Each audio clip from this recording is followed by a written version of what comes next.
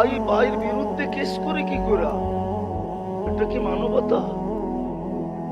না ওনার মনে হয় মানবতা, ঠিক না? হ্যাঁ,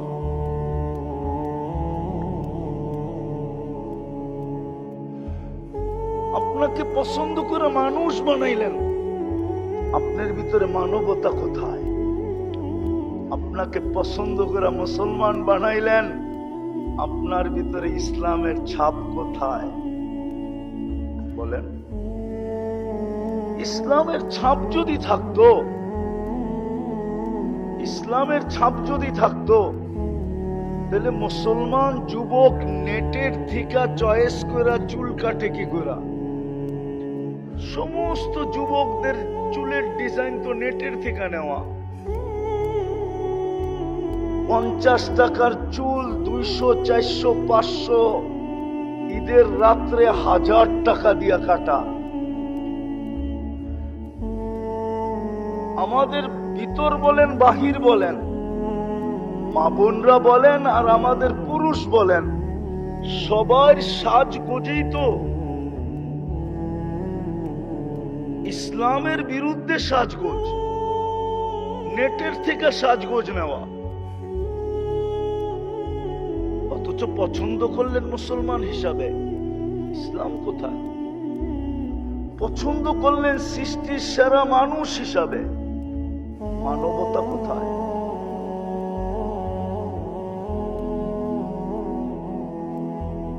মানবতা কোথায়? তাইলে তো মুসলিম সমাজে কোনোদিন চুরি হতো না, কোনোদিন ডাকাতি হতো না, কোনোদিন ছিনতাই হতো না, কোনোদিন মার্ডার শাডার হতো না। দুনিয়া তাকলাইগা জিজ্ঞাসা করতো তোমাদের এখানে এগুলা নাই কেন? তো বলতো আমরা তো মানুষ। হাদিস তো বলে মানুষকে আন্নাস, মানুষকে আইয়ানফা আন্নাস, মানুষ তো ও মানুষ যার দ্বারা উপকার হবে, অপকার তো প্রশ্নই ওঠে না। ও তো মানুষ। মানুষের থিওরি তো হাদিস দিছে, মান্নাস মাইয়ানফাউন নাস, মানুষ তো ও। এই জন্যই তো আল্লাহর রাসূল দৃষ্টান্ত দিছেন। হায় হায় হায়, পছন্দ করলেন মানুষ হিসাবে কে? কে? শুধু আল্লাহ বললেন না, 99 পদের মালিক আল্লাহ। কি বলবেন? শুধু আল্লাহ বলতে বলতে 99 পদের নাম তর্জমার দেখা হয় না। একজনও দেখে নাই, এই বয়সে একজনও দেখে নাই। বলতে পারবেন আমি দেখছি? চ্যালেঞ্জ। যুবকরা তো সারা রাত্র নেটের ভিতরে থাকে, ওদের খাওয়া না হইলেও চলে, কিন্তু নেট না হইলে চলবে না। নেট থাকতে হবে, অনলাইনে থাকতে হবে। অনলাইনের থেকে ছুটে গেলি যুবকদেরকে শাস্তি দিতে কিছু লাগবে না। ওরে ঘরে বসায় 7 দিন নেট কেটে দেন, ও এমনি ও ভাববে আমার কয়েক যুগ জেল হয়ে গেছে। রাগ হয়ে যাবো তো যুবকরা। সারা রাত্র নেটের ভিতরে থাকে, কিন্তু 99 নামের অর্থ কোনোদিন দেখে নাই, আমরাও দেখি নাই। এই জন্য আজকের থেকে বলবেন পছন্দ করছে কে? আবার বলতেছেন 99 পদের মালিক, 99 পদের মালিক।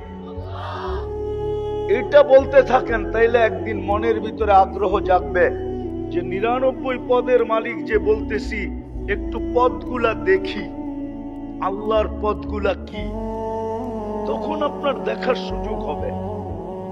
আর আমার বিশ্বাস, নিবিড় ভাবে যখন আপনি এক একটা পদের অর্থ দেখবেন, আপনার এইখানে হিট করবে, এইখানে হিট করবে, তখন আপনি আল্লাহ চিনবেন। আজকে আমরা আল্লাহ চিনি না। যা হোক, আমি যেটা বুঝাইতে চাইতেছিলাম, শর্ত করতে পারতেছি না। মানুষ হিসাবে পছন্দ করলেন, মানবতা নাই।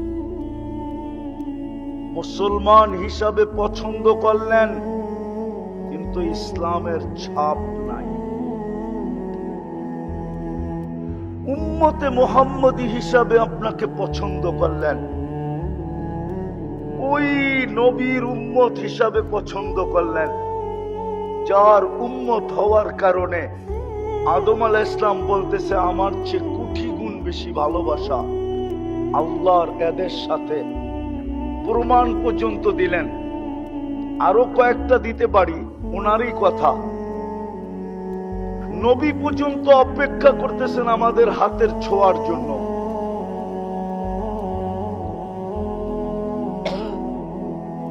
এত বড় মর্যাদা দিলেন, এত বড় মর্যাদা। ওই রসুলের আদর্শ কোথায়? ওই রসুলের আদর্শ আমাদের আদর্শ যদি থাকতো তাহলে যুবক 14 তারিখ উদযাপন করবে কেন? মুসলিম সমাজে 31 নাইট হবে কেন? মানলাম 31 নাইট উদযাপন করলে যদি ওরা আমাদেরকে গলায় লাগাবে, তাইলে আফগানিস্তান মাটিতে মিশাইলো কেন? ইরাক মিশাইলো কেন? এখন ফিলিস্তিন মিশাইতেছে কেন? লিবিয়া মিশাইলো কেন? আমি তো ঘুরে বলতেছি, ওই দেশের মানুষগুলো তো বেশিরভাগ ওদের রঙেই রঙিন ছিল, যেমন আজকে আমরা ওদের রঙে রঙিন। যদিও নামাজে বলি গায়রিল মাগদুবি আলাইহিম ওয়ালাদ-দাল্লিন, যদিও বলি আল্লাহ ওদের রং থেকে আমাদেরকে বাঁচান, কিন্তু ওদের রং থেকে তো আমরা বাঁচি নাই। তো আল্লাহ বলে যখন রং থেকে বাঁচিস নাই তো হাতের থেকে বাইচা লাভটা কি? এই জন্যই তো ওদের হাতে আমরা মার খেতেছি। আল্লাহ বলে তুইও রং থেকে বাঁচস নাই, যখন রং থেকেই বাঁচস নাই, রঙই লেগে গেছে গায়ে, তো এখন হাতের মার খেলে অসুবিধাটা কি?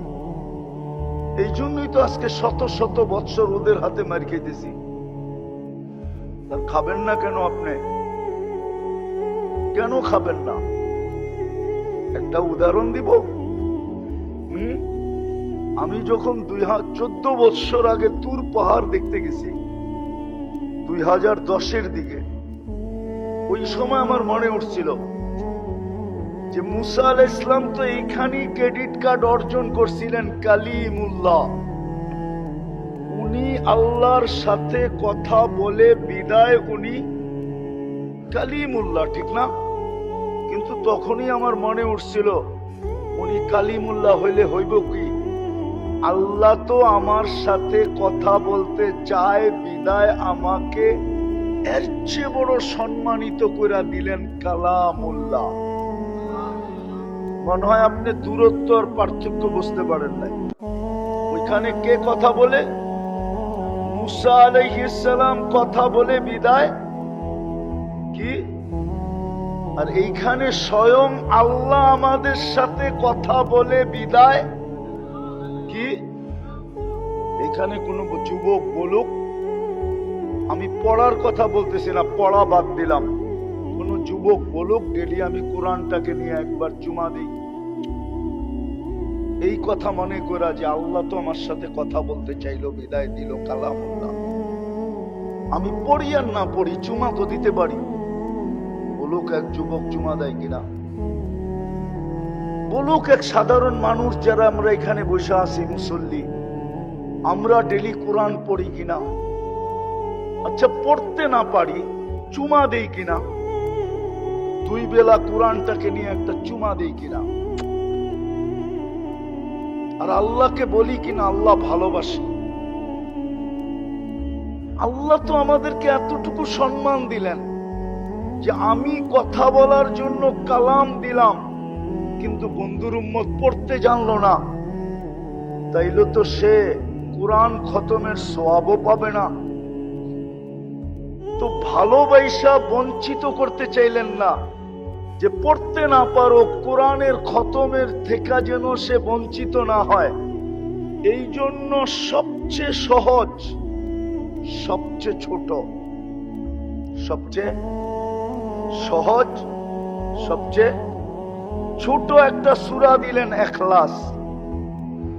একবার পড়লে 10 পারা, দুইবার পড়লে, তিনবার পড়লে, বলুক এখানে কেউ যে আমি ডেলি এই নিয়তে 3 বার পড়ি যে আজকে আমার আমল নামায় 1 খতম কোরআনের সওয়াব লেখা হোক। কেউ পড়ে কিনা? একজন হবে। যুক্তি দিয়ে বোঝান। আপনাকে উম্মতে মুহাম্মদী বানানোর কারণে এত বড় মর্যাদার অধিকারী হইলেন। নবীদের চেয়েও কোটি গুণ ভালোবাসা আপনার সাথে আল্লাহর হইল। আচ্ছা, আজকের রাতটা কোন রাত্র? জুমা শুরু হয়ে গেছে, ঠিক না? গত জুমাও তো গেছে, ঠিক না? বলেন তো এখানে কেউ আছেনি 1000 বার দুরূদ পড়ছে গত জুমায়? বা জুমার দিন 1000 বার দুরূদ পড়ে? অথচ আমাদের নবীজির তো আবেদন ছিল, আমাদের কাছে আবেদন ছিল, অনুরোধ ছিল, দরখাস্ত ছিল, এমনকি নিজের হাত পর্যন্ত পাতা ছিল, শুক্রবারে আমার উপরে বেশি বেশি দুরূদ পড়ো। এই মাদ্রাসার ছেলেরাও তো পড়ে না। 24 ঘন্টায় যদি 1000 দুরূদ হয়, তাইলে পার ঘন্টায় কয়বার হয় বলেন? কিন্তু পড়ি তো না। কোরআন দিল, ছুঁয়া দেখি না, চুমা দিয়া দেখি না। এত বড় সম্মানিত করলো, আদর্শবাদী দিলাম, একটা দিন 1000 দুরূদ পড়ি না। 200 মনে হয় পড়ে না কেউ, 100 মনে হয় পড়ে না। আপনার বিবেককে আপনি প্রশ্ন করেন না, আমাকে প্রশ্ন করতে হবে না। আপনার বিবেককে আপনি প্রশ্ন করেন যে আপনি কি সুখে থাকার যোগ্য না যোগ্য না? আপনি মাইর খাওয়ার যোগ্য না যোগ্য না? যদি দুনিয়াতেই এই অবস্থা হয়, কালকে কি অবস্থা হবে? কবরে 3 প্রশ্ন আমি মানি, কবরে 3 প্রশ্ন আমি, কিন্তু কবরে মৌলিক প্রশ্ন একটা। কয়টা? ইমাম বুখারী রহমতুল্লাহ আলাইহি একটা লেখছেন, ইমাম মুসলিম রহমতুল্লাহ আলাইহি একটা লেখছেন। এই 2 জনে 3টা লেখেন না, একটা। কেননা মৌলিক প্রশ্ন একটা হবে, একটায় পাস, পরের গুলা পাস বইলা লেখা হবে। একটায় ফেল, পরের গুলো ফেল বইলা লেখা হবে। প্রথম কবরের প্রশ্নই তো হইল মা কুনতা তাকুল, তুই দুনিয়ায় থাকতে কার আদর্শে আদর্শবান ছিলি বল। আবার নামও বইলা দিবে, মা কুনতা তাকুলু ফি হাদার রাজুলি মুহাম্মাদিন, তুই দুনিয়ায় কার আদর্শে আদর্শবান ছিলি? মুহাম্মদুর রাসূলুল্লাহর আদর্শে আদর্শবান ছিলি না অন্য কারে রঙ্গে রঙ্গিন ছিলি? যদি আদর্শে আদর্শবান হয়ে থাকে তো মুস্কি হাসি দুজনই দিবে, কেননা মুহাম্মদুর রাসূলুল্লাহ সামনে হবে, তো মুস্কি হাসি দুজনই দিবে যে কাকে কি প্রশ্ন করো তুমি। এ প্রমাণ কি দিবে? আমি প্রমাণ দিতেছি এ আমার আদর্শে আদর্শবান ছিল, নাইলে বারবার দুনিয়াতে আমার সাথে এর সাথে সাক্ষাৎ হইতো তো হইতো কি করে? আপনি আর আমি তো জীবনে একদিনও দেখি নাই। কয়দিন দেখছেন আল্লাহ রসুলকে? শুক্রবারে দুরুদই পড়েন না, কোত্থেকে দেখবেন? প্রশ্ন করার পরে দুজনেই মুস্কি হাসবে, তো জবাব এটাই আসবে, তুমি কার কাছে কি জিজ্ঞাসা করো? যদি আমার আদর্শে আদর্শবান না হইতো তাহলে দুনিয়াতে আমাদের বারবার সাক্ষাৎ কি করে হইতো? সাক্ষাৎ হয় না আপনি দেখেন, দেখে না দেখা দেয়, মনে হয় আমি বুঝাইতে পারি না আপনাদেরকে। আজকে আমাদের দুরবস্থা এই জন্য, মানুষ মানবতা নাই, মুসলমান কিন্তু কোনো ছাপ নাই, উম্মত নবীর কোনো আদর্শ নাই। এই জন্যই আমার যোগ বিয়োগে মেলে না। আফগানিস্তান মাটিতে মিশছে, হয়তো একটু একটু যোগ বিয়োগে মিলছে, কিন্তু ইরাক মিটা গেল, এটা যোগ বিয়োগে মিলে নাই। কেননা ইরাকে তো একটা একটা করে দেখাই, ইরাকে তো কয়েকজন নবী ঘুমায় আছেন, এবং দানিয়াল আলাইহিস সালামও ইরাকে ঘুমানো, আলী শেরে খোদা ওইখানে ঘুমানো, হোসাইন কলিজার টুকরা ওইখানে ঘুমানো, পীরানে পীর আব্দুল কাদের জিলানী ওইখানে ঘুমানো, আমাদের ইমামে আজম আবু হানিফা ঘুমানো, কয়েক শত সাহাবা ওইখানে ঘুমানো। এতগুলা বোম ফাটলো তো ফাটলো কি করে? মাটির সাথে মিশলো কি করে? লিবিয়া মাটির সাথে মিশা গেল, এটাও তো যোগ বিয়োগ মেলে না। কেননা টিউনিসিয়া লিবিয়া মিলা 12,000 সাহাবা একরামের কবর ওইখানে। কত? তমিমে দারি ওইখানে, আবু লুবাবা ওইখানে, উকবা বিন নাফে ওইখানে। চিনেন এদেরকে? নামও তো শুনেন নাই কোনোদিন। খালি শুনছি দুনিয়া আলাদেরটা, ঠিক না? চলেন সব বাদ দিলাম, দুটোটা বাদ দিলাম। ফিলিস্তিন মিটতেছে কি কইরা? খলিল তো এখানে ঘুমানো, ওয়াদিয়ে খলিল। একদিকে খলিল ঘুমাইতেছে, একদিকে মুসা কালিম ঘুমাইতেছে। বেশি দূরে না, দুইজনের মধ্যে দূরত্ব বেশি লম্বা না। যান আপনি দেখে আসেন, আমি তো দেখে আসছি, আপনি দেখে আসেন। মধ্যখানে 70 জন নবী ঘুমাইতেছে, চিহ্নিত। মুসলমানের প্রথম কেবলা যেখানে, মেরাজের রাত্রে সশরীরে 1.25 লক্ষ নবীরা যেখানে উপস্থিত। মেরাজের রাত্রে বাইতুল মুকাদ্দাসে 1.25 লক্ষ নবীদের সম্মেলন ছিল সশরীরে। নাইলে আমাদের নবীজি ইমামতি করলেন কি করে? নামাজ তো পড়াইলেন, বক্তৃতা তো দিলেন, সবার কাছ থেকে বিদায় নিয়ে তো আরশে গেলেন। ওইটা মাটির সাথে মিশে তো মিশে কি করে? কিন্তু আল্লাহকেও যদি জিজ্ঞাসা করি তো আল্লাহ তো এটাই বলে, পছন্দ করে তো মানুষ বানাইছিলাম, তোদের ভিতরে মানবতা কোথায় বল? পছন্দ করে তো তোদেরকে মুসলমান বানাইছিলাম, ইসলামের ছাপ তোদের ভিতরে কোথায় বল? পছন্দ করে তো বন্ধুর উম্মত বানাইছিলাম। কার উম্মত? আপনি কার উম্মত আপনি জানেন না, আপনি চিনেন না মুহাম্মদুর রাসূলুল্লাহ। দুঃখ তো আমার এইখানে, বাংলাদেশে পাইবেন ইসলামী মহাসম্মেলন, নাইলে ওয়াজ মাহফিল, নাইলে তাফসীর মাহফিল, এই তিনটাই পাবেন। শানের রেসালত তো পাবেন না, নবীর শান তো কেউ জানে না যে আমার নবীর শান কত। আপনি নবীর প্রয়োজন রাখেন কতটুকু?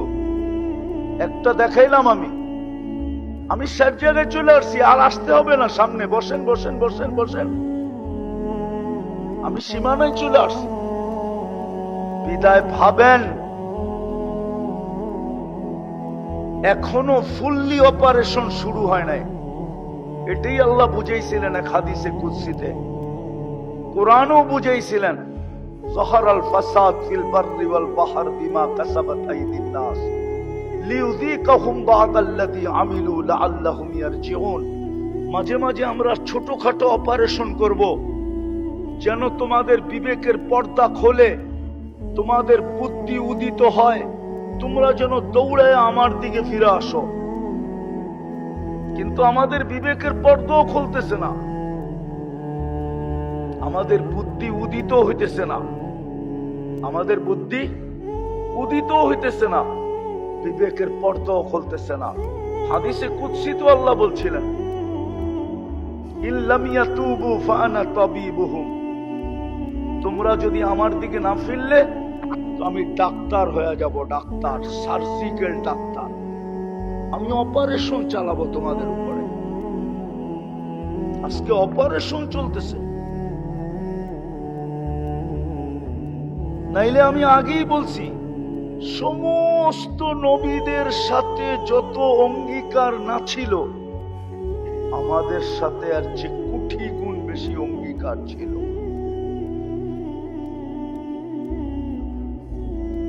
কোটি গুণ অঙ্গীকার আমাদের সাথে ছিল, ওয়াদা ছিল, অঙ্গীকার ছিল। আর কি শব্দ পাবো বাংলায় খুঁজে পাই না, সবকিছু আমাদের সাথে ছিল। কেননা আমাদের পরে তো কোনো উম্মত নাই। ভান্ডার রাখবেন তো রাখবেন কার জন্য? আমাদের নবীজির পরে তো নবী নাই, তাইলে আল্লাহ নিজের ভান্ডার রাখবেন তো রাখবেন কার জন্য বলেন? কি সর্বশেষ যে খায় সে তো পাতিল নিয়েই বসে, ঠিক না? সবার শেষে কে খায়? মা, ঠিক না? তো মা কি নিয়ে বসে? তো জামাই যদি শাশুড়িরে জিজ্ঞাসা করে, আম্মা আপনি তো দেখি পাতিল লয়ে বইছেন, তো শাশুড়ি হাসতে হাসতে বলে, বাবা তোমার ঘরে খাওয়ায়া এখন আর যা বাচ্চে আমি একটু কাঁচায়া কুচায়া খাই আর কি। আল্লাহ তো পুরো সবকিছু আমাদেরকে উঠায়া দিলেন, কিন্তু তাকাইলে তো দেখা যায় আমাদের সবচেয়ে বেশি দুরবস্থা।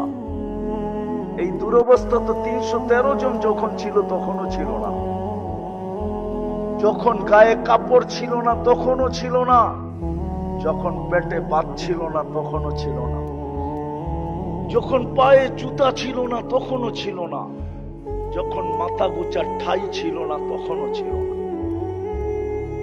আজকে কেন দুরবস্থা? একজন ধরলে 18 কোটির গলা টিপা ধরতে চায়। ইসকন কয়জন ধরছে? একজন, ঠিক না? আপনি তো 18 কোটি অবরুদ্ধ, অবরুদ্ধ না? 18 কোটির গলা চেপে ধরতে চাইতেছে, বুঝাইতে চাইতেছে একটাই মানুষ, 18 কোটি এটি মানুষ না, এটি সব আগাছা। আর একটা প্রমাণ দিব, দেখি আপনাদের বুঝে আসে কিনা। বাংলাদেশের সুপ্রিম কোর্টের ল হইল, কোন কুকুরকে আপনি আগের মতো ইনজেকশন দিয়ে মারতে পারবেন না। আগে সিটি কর্পোরেশন ছোটবেলা দেখতাম রাত্রে আসতো, কুকুরকে ইনজেকশন দিয়ে উঠায় উঠায় নিয়ে যেত। প্রাণীবাদীরা হাইকোর্টে রিট করছে যে প্রাণীদেরকে এইভাবে মারা যাবে না। আচ্ছা মানলাম, ঠিক আছে, ফিলিস্তিনের এই 1 বছর 2 মাসের যুদ্ধে আমাদের বাংলাদেশের প্রাণীবাদীরা বলুক, ওই প্রাণীবাদীর ভিতর থেকে উচ্চ পদস্থ এখন একজন আছে, সে একটা ছোট, উনার ফেসবুক আইডিতে উনি ছোট একটা নিন্দা দেন যে ফিলিস্তিনে এতগুলা নিরীহ মানুষকে কেন মারা হইতেছে, এগুলা কি প্রাণী না? না প্রাণী না।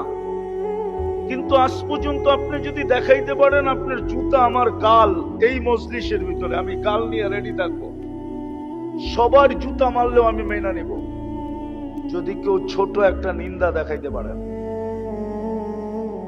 কেননা প্রাণীবাদী সংস্থা আপনাকে প্রাণী মনে করে না, কেননা আপনি মুসলমান, পছন্দনীয় আল্লাহ মানুষ হিসাবে, মুসলমান হিসাবে, উম্মত হিসাবে ওরা ভাবে আপনি প্রাণী না, আপনি একটা আগাছা। আপনাকে দুনিয়ার থেকে মিটায় দিলে দুনিয়া পরিষ্কার হবে, কেননা ও তো এই শিক্ষায় শিখে নাই। যে মুসলমান দুনিয়ার থেকে উঠতে দেরি, সিংহায় আল্লাহ ফু দিতে দেরি করবে না। ও তো এই শিক্ষায় শিক্ষিত না, ওর মাথার ভিতরে এটা নাই। সব মোবাইলে সব প্রোগ্রাম আসে না, বটন সেটে অ্যান্ড্রয়েড সেটের প্রোগ্রাম নাই, এটা বটন সেট। এটা ফোন করতে পারবেন আর রিসিভ করতে পারবেন। ওই প্রাণীবাদী যারা, ওটা হলো বটন ফোন। ওর মাথায় এটুকুই আছে যে মুসলমান কোনো প্রাণী না, নাইলে ও নিন্দা করে না কেন? দেখাক আপনি এত নিচে নামলেন কেন? ওই 3 কারণে। মানুষ বলেন, কিন্তু মানবতা নাই। আমি কারো বিরোধিতা করতেছি না। যদি মানবতাই থাকতো তাহলে ঘুমন্ত মানুষকে মারে কি কইরা? আমাকে বুঝান, ঘুমের ভিতরে একজন আরেকজনকে মারে কি কইরা? মানবতা যদি থাকে তাহলে প্রতিবেশীর কারণে প্রতিবেশী অতিষ্ঠ হয় কি কইরা? আজকে কত প্রতিবেশী তো আছে, প্রতিবেশীর থেকে অতিষ্ঠ হয়ে জায়গা বেচা চলে গেছে। নাই এই এলাকায়, নাই নুরবাগে। হ্যাঁ, চিনেন না? তাহলে আমার লোকে চলেন, আমি 2-4টা চিনায়া দিব আপনাদেরকে। আমি এখানে থাকি না, তারপর আপনাদেরকে আমি চিনায়া দিব যে প্রতিবেশীর কারণে অতিষ্ঠ হয়ে জায়গা বিক্রি করে চলে গেছে। ও মানুষ কি কইরা? মুসলমান ইসলামের ছাপ নাই, উম্মত নবীর আদর্শ নাই, কোরআন দিলেন ছুঁয়া দেখে না, নিজের ঘর দিলেন 90% ঘরে আইসা দেখে না। এটা কার ঘর? আল্লাহর যদি জিজ্ঞাসা, কোন উম্মতকে তো ঘর দিলেন না, আপনাকে তো ঘর দিয়া দিলেন। আল্লাহকে যদি আমি জিজ্ঞাসা করি, ঘর তো আমাদেরকে দিয়া দিলেন, আপনি কই থাকেন? আল্লাহ বলে, তুই কি কোরআন টোরআন পড়িস না? আনা মাআকুম আইনা মা কুনতুম, আমি তো তোদের সাথেই থাকি, তোরা যেখানে যাস আমি তোদের সাথে সাথে থাকি। ঘর তো তোদেরকেই দিয়া দিলাম, ওই ঘর খালি পড়া থাকে। ওই ঘর খালি পড়া থাকে, খালি না? খালি পড়া থাকে না, ঘর সারাদিন খালি পড়া থাকে, মারামারি করে তালিম লইয়া। মনে হয় বোঝেন না? মারামারি করে কি লইয়া? মারামারি করে কি লইয়া? বয়ান লইয়া। অথচ সারাদিন ঘর খালি পড়ে থাকে। লানত আমাদের জিন্দেগির উপরে। এখনো যে বেঁচে আছি, শুধু মুহাম্মদুর রাসূলুল্লাহর কারণে বেঁচে আছি। জিজ্ঞাসা করে ফেলছিলেন, অতীতে তাকায়া দেখতেছি সব উম্মতকে সমূলে ধ্বংস করে দিছেন, আমার উম্মতকেও ধ্বংস করবেন? তো বলছে, না বন্ধু, আপনার উম্মতকে সমূলে ধ্বংস করব না, আপনাকে অঙ্গীকার দিতেছি শুধু এই কারণে বেঁচে গেছেন, নাইলে বহুত বড় মাদ্রাসা আছে এখানে মাদানীনগর। জিজ্ঞাসা করে দেখেন, 1500 বৎসর কোন উম্মতকে আল্লাহ সুযোগ দেন নাই, এর আগেই মাটিতে সব মিশাইয়া দিছেন। 1500 বৎসর হয়ে গেছে, আপনাকে আমাকে সুযোগই দিয়া যেতেছেন। বিদায় আসেন, আজকে তওবা করেন। তওবা করবেন? করবা যুবক? তওবা তওবা করো, তওবা, নাইলে এইখানের দিন কাটা যাবে, কিন্তু ওইখানেরটা কাটবে না। কবরে যাওয়ার পরে যখন জিজ্ঞাসা করবে, ওই দিন জবাব মুখ দিয়ে আসবে না। হাউজে কাউসারে যাবে, প্রথম ডিসাইড হবে কিয়ামতের মাঠে হাউজে কাউসারে। প্রথম সিদ্ধান্ত হবে এটা কোন দিকে যাবে, ডাইনে না বামে, জান্নাত না জাহান্নাম। হাউজে কাউসারে ডিসাইড হবে।